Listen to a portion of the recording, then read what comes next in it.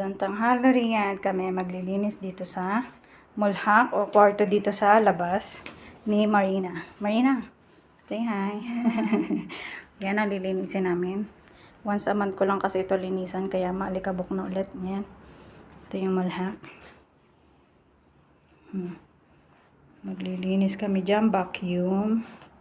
At punas-punas. Yan. Pagkatapos mag-vacuum, punasan namin ni Marina ito. Mga display. At saka yan. Yan. Diba, hindi madali ang buhay dito sa Saudi. Kaya sa mga nanghihingi dyan, pasensya na. Wala po. Mga nangutang, wala po. May utang pa rin na bayarin.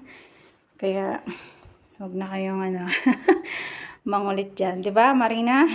Huwag kayo mangulit. Wala kami nagtapos ng bayan ng Ganito kahirap ang aming trabaho dito sa malayo. Plus homesick pa.